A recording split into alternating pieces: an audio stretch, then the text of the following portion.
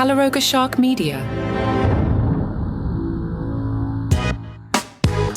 Howdy, I'm Johnny Mac with your daily comedy news. Commuters, we're on the train. New Yorkers, just trying to get somewhere, man.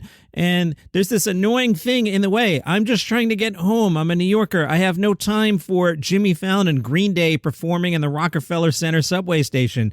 I know you out-of-towners think, oh, wow, it's so cool. Green Day's playing in the Rockefeller Center subway station with Jimmy Fallon. As a New Yorker, I'm telling you, get out of my way. No, seriously, as a New Yorker, I'm telling you, get out of the way. I don't care what you want to do. I'm trying to get somewhere fast. Don't want to make eye contact with anyone. Don't want to talk to anyone. Get out of my way. Anyway, Green Day performed American Idiot and Basket Case for the excited crowd. This thing's going to air on Jimmy Fallon's Tonight Show at some point, if it hasn't already. Today, Green Day has a new album out, and the reason I know that is because I did some prep as the writer on the new trivia show, 5 Daily Trivia Questions. And today's topic is Green Day. So if you're some sort of Green Day expert, why don't you finish listening to me and then switch over to 5 Daily Trivia Questions and see if you can answer the Green Day questions, huh? Anyway, get out of the way. Stop doing things in the subway. The Daily Show, specifically Comedy Central, put out a mysterious statement which says, "We are grateful to the Television Academy for recognizing our incredibly talented team. I want to take this week to honor them. Next week, we'll be sharing our plans for The Daily Show's next chapter." Variety says one person familiar with Comedy Central's host search says the network remains supportive of the program, but notes that executives were keeping their talent choices close to the vest. There's been some chatter that Kal Penn could remain a candidate, or that producers might opt to go with Roy Wood Jr. after all. So my reaction to those, if next week they go, Kal Penn to take over as host of The Daily Show, I'm going to go, all right, and never watch it. If Roy Wood Jr. is in that press release, I'm going to go, oh, good for him. He put in the work, and he's going to be so happy, and I'll be happy for him, and I'm never going to watch it. Some of the other people who have filled in, does any of this excite you? Al Franken, Leslie Jones, Sarah Silverman, John Leguizamo, Hassan, who's not getting the gig now, Marlon Wayans, Wanda Sykes, Chelsea Handler might be interesting, D.L. Hughley, Michelle Wolf. Actually, Michelle Wolf would be awesome. Jesus Nice, right? I'm trying to remember. He wasn't good at it, right? And Charlemagne the God would be interesting as well. For whatever it's worth, Comedy Central gave 2 chances behind the desk to Leslie Jones, Sarah Silverman, Kal Penn, and Charlemagne. They also experimented with having the correspondence host. I don't know. I don't have a solution for you over there either. I think Michelle Wolf would be a lot of fun. Let's go with Michelle Wolf, but they don't seem to be. Anyway, Bo Burnham is not dead. Why are you bringing this up, Johnny Mac? Why would we think Bo Burnham was dead? Burnham had previously posted on his website that he would die on January 17th, 2024, and he recently wiped his social media of any posts. In past interviews, he had said he had planned to die by suicide on January 17th, 2024, because his dog would die on or before that date, and he couldn't bear to live without his dog. Newsweek has reached out to Burnham's representatives by email for comment. No word yet, so I guess it's possible he's dead, but I don't think he is. Bo Burnham had posted an image on his website with text over it that read, "I came out of my mother on August 21st, 1990, and I will die on January 17th, 2024. Also, I have a dog named Bruce, and I love him. If he goes, I have to go." The interview asked, "So you just estimated when your dog's going to die?" And Bo Burnham agreed. Many fans speculate it is a sign he'll be releasing new material. Paul F. Tompkins, in that interview on The Last Laugh, made it kind of clear he's not a fan of Bill Maher. Another of your really early running gigs was on Bill Maher's show, Paul. Hoo boy, yeah. Tompkins says, "I was very hesitant to take that gig because it was not something I'd done before. I was not a political person. I didn't do current events comedy, but I thought, you know what?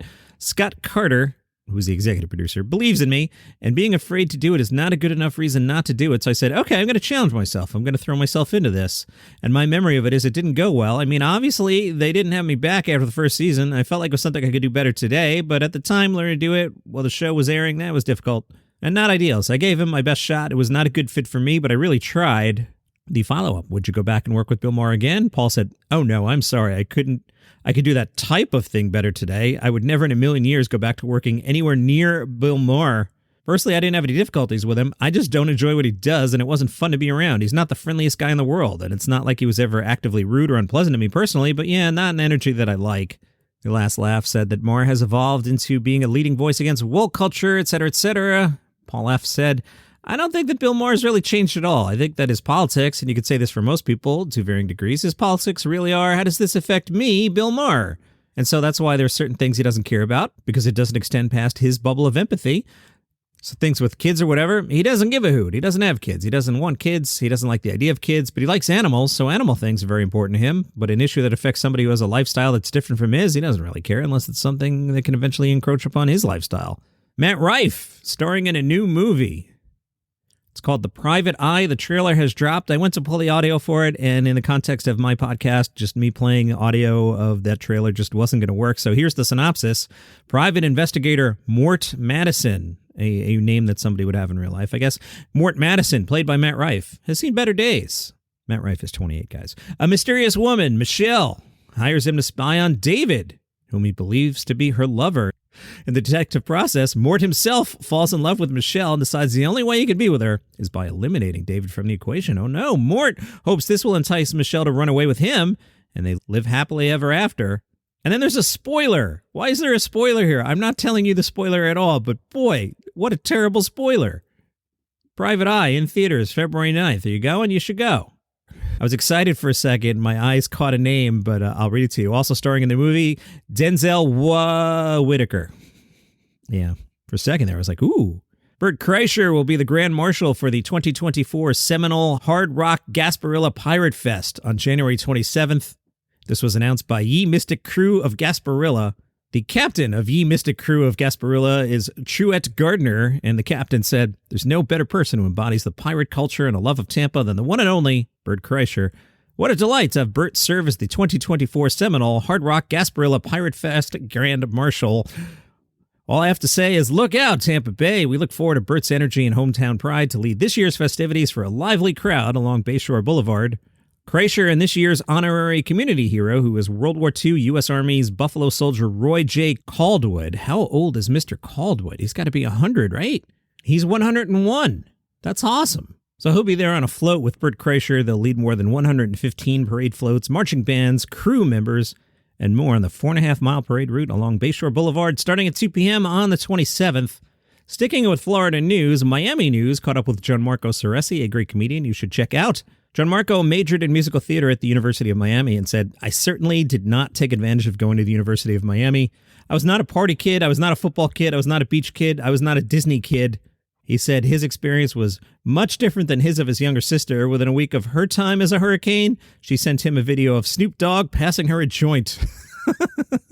A lot of good buzz on After Midnight with Taylor Tomlinson. I was at trivia on Wednesday night, and the trivia guys, they were raving about the show and asked me if I had seen it. I had not. But the trivia guys, they are Best Men Trivia. If you want to check out their various socials, they host the trivia that I hit most Wednesday nights. My team finished second this week because we're idiots. The question that we blew that we probably could have gotten first place. Actually, two questions. In the final round, a three-pointer that we left blank. The capital of Tennessee has a spicy meal named after it, and we couldn't remember what the capital of Tennessee was. And I was kind of thinking Nashville hot chicken is a thing, but we left that blank and we lost by 1 point. The other point we left on the board, how many months are there in a trimester? We're dopes and said 4. Anyway, the trivia guys liked After Midnight, and they were 2 of the 686,000 viewers who watched it. In the final season, James Corden's show averaged 806,000 live plus same day. So we'll see if she picks up some additional viewers in the DVR realm. I don't know if she's going to pick up 150,000. Anyway, good buzz on it. She really liked it. Mark Francis, the host of Palace Intrigue, he texted me about it and said it was really good. So check out After Midnight with Taylor. I'll talk more about Taylor tomorrow. Paste Magazine reviewed Dusty Slay's special, currently the #1 special of 2024, and also the only thing on the list so far. Pete Davidson did not make the list. That's how bad Pete Davidson's hour is. Following up on the conversation the other day, hour special. I'm just going to use the word special because that's what people call everything. So even if I don't think it's a special, I'm going to say special because otherwise I'm going to have to do this rap every time all year. Johnny Mac, is Dusty Slay's thing a special or an hour? It's an hour because he doesn't have the body of work, even though I'm a big fan. Paste writes, Dusty Slay becomes an instant classic with his Netflix special, Workin' Man. Dusty tweeted, "All right, I always wanted to be a classic hit." Paste writes, "Only a handful of comedians feel like an immediately classic stand-up when you watch them. There's just something about them, the way they carry themselves, their jokes, their rapport with the audience that makes these comics enduring no matter where they are at their career. Dusty Slay achieves this enviable status handily on Working Man. Part of what makes Slay feel so classic is his style, both his manner of dress and his delivery. Slay cuts a distinctive figure with a signature trucker hat, long hair, and big glasses. I'm glad they wrote this because I was going to say, signature, you might want to look at Judah Friedlander, but paste address that. Yeah, there's definitely a similarity there. The Alabama-raised comic's cadence on stage is so very much his own. He manages to both seem completely at ease, yet thrumming with nervous energy. He'll adjust his glasses, play with his mic cord, touch his nose, and rock from foot to foot, habits which he references in Workin' Man. And it's called Workin' Man. I'm not dropping the G because I'm from Queens. Workin' Man with an apostrophe at the end of the Workin'. And yet you're never in any doubt that Slay's a natural up there. Yeah, he does rock. I kept staring at that rock. Like, he never stops moving. It's just left foot, right foot, left foot, right foot. During most of Workin' Man, it feels like you're watching a special that could have come out at any point in the last 40 years. And that's a compliment. Slay's comedy is solid and relatable, not affixed to any gimmicks or topical bits that age rapidly. The only moments that take you out of his timelessness are some smartphone references and a very funny bit about weed getting stronger. On the new podcast, The Top 11, this week, the top 11 Seinfeld episodes. What do you think number 1 is? I know, because I listened to it. Will you debate the list? Do you think the list is stupid? The top 11, wherever you get your podcasts. On Gossip Corner, Jim Carrey celebrated his 62nd birthday with David Spade and Adam Sandler. Spade posted on Insta a picture of himself standing between Carrey and Sandler. He captioned it, "Happy birthday to Jim Carrey, who has made me laugh on and off the field so many times. Such a cool dude. I rarely bust out the cake emoji, but I will today." Jeff Ross separately posted to Instagram a group shot of entertainers who apparently also were out for Jim Carrey's 62nd birthday. Not sure why this was such a huge event, but at the party, Jimmy Kimmel, Howie Mandel, Bill Burr, Craig Robinson, Seth Green, and Ben Schwartz. Weird crew there. The Snow Jam Comedy Festival continues. 2 shows again tonight. 7 p.m., the Snow Jam Comedy Fest presents the LGBT LOL showcase with Ryan Rogers at Remedy at 611 or 611. At that same venue at 9:30, Snow Jam presents the Hiring Crisis. 1, 2, 3, 4, 5, 6, 7, 8, 9, 10 comics on that show. I mean, it's always great when you get to see a bunch of comedians like that. The forecast in Sioux Falls for today, a high of 2, a low of -20. Oh my goodness. That's not wind chill. It's not Celsius. It's -20, -20. Oh my goodness. It gets worse tomorrow. Enjoy the Sioux Falls, Dan Bublitz. I'd actually love to experience -20. I'm from New York. I don't think I've been under anything, maybe like a -4 at some point. I don't think we've ever had anything. Let me look that up.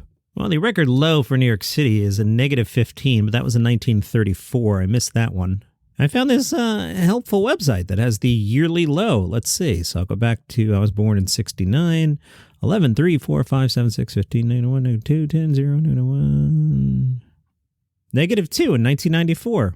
Not too bad. I bet Dan Bublitz, who's running Snow Jam and is in Sioux Falls, would kill for -2 right now. It is probably warmer in San Francisco. Boy, I hope so. Otherwise, that would definitely hit the news. Sketchfest kicks into gear. 7 o'clock, Britannic. Different show. Joel Kim Booster, different show. Maury Faustin in Yuck. David Wayne's World of Wonder. That features Dulce Sloan and Kevin Pollak. Interesting. Jepper Gay with Spike Einbinder. Jepper Gay is a wonderful title.